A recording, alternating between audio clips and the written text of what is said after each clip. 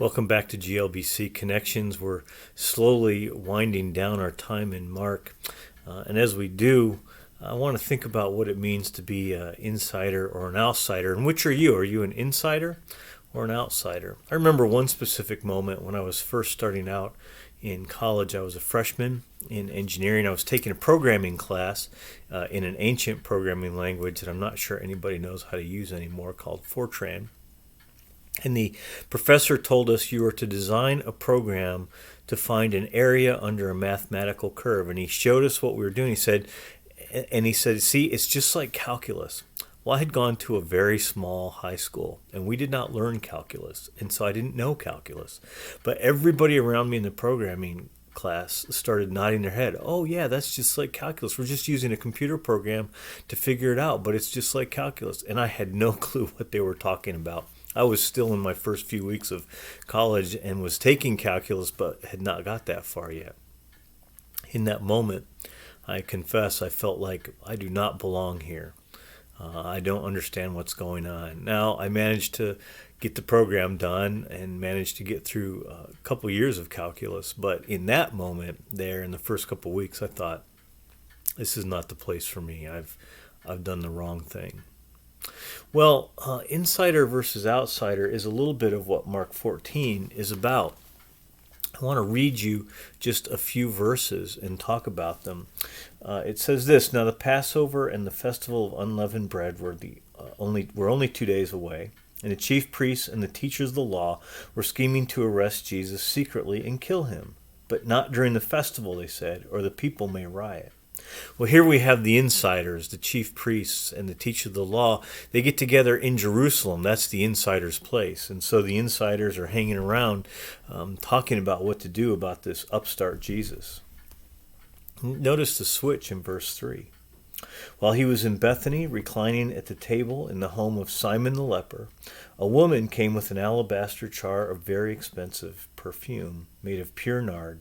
She broke the jar and poured the perfume on his head. Well, there's three things that point us here to outsider language. First of all, the chief priests and teachers of the law, they were in Jerusalem. But notice where this takes place, in Bethany, outside of Jerusalem. So this is the place of outsiders. Secondly, he's hanging out at the home of a leper. Well, lepers were outsiders. They were considered unclean and people didn't hang around them. And yet there Jesus is hanging around with a leper, an outsider. And third, a woman comes and she breaks perfume, a jar of perfume over his head.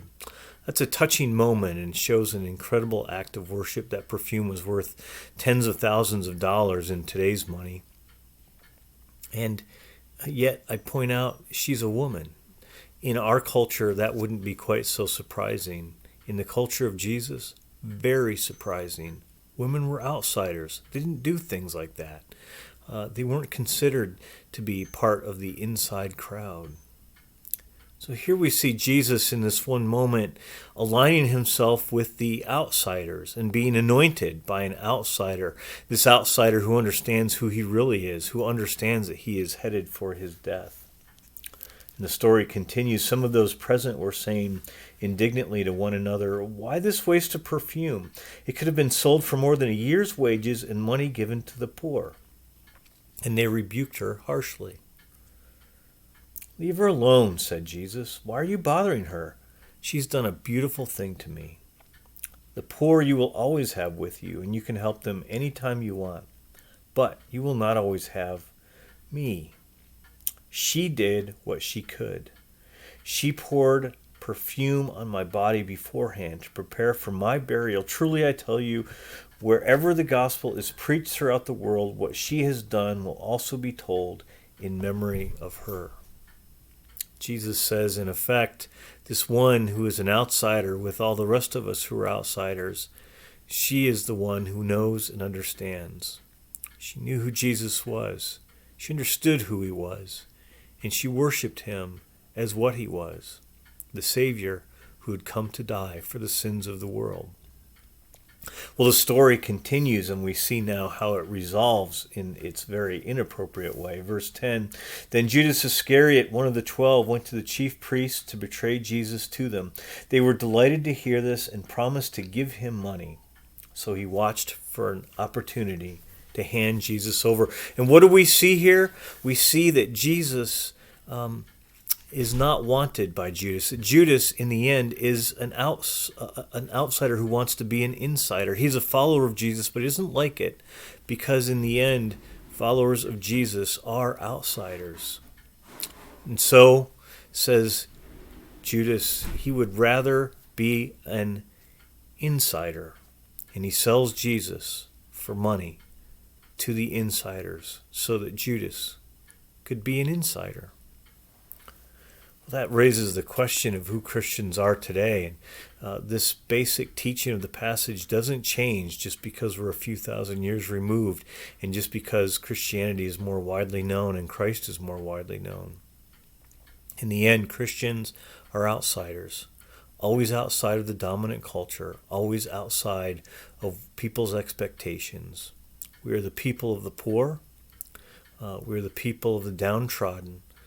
We're the people who really are not considered acceptable in polite society. That's as it should be. I want to caution you not to want to be an insider so badly that you trade away your faith in Jesus Christ and your following of Jesus Christ. It's a caution for me as well. It's too easy to want to be an insider when really we are people of the outsiders and outsiders ourselves. That's as it should be. This has great hope for many of us who feel as if we're outsiders all the time. For those of us who feel as if we're outsiders all the time, we are the people that Jesus came for. We are the people he died for. We are the people he calls and summons to following him. He himself was an outsider, and he was the Savior for the outsiders. And in him we have our hope. So I ask you this morning, which are you, insider or outsider? Follower of Jesus or follower of the dominant culture? It's something to consider and to think about, and really to think about, what do we really want out of life? Glad you joined us today. Thanks.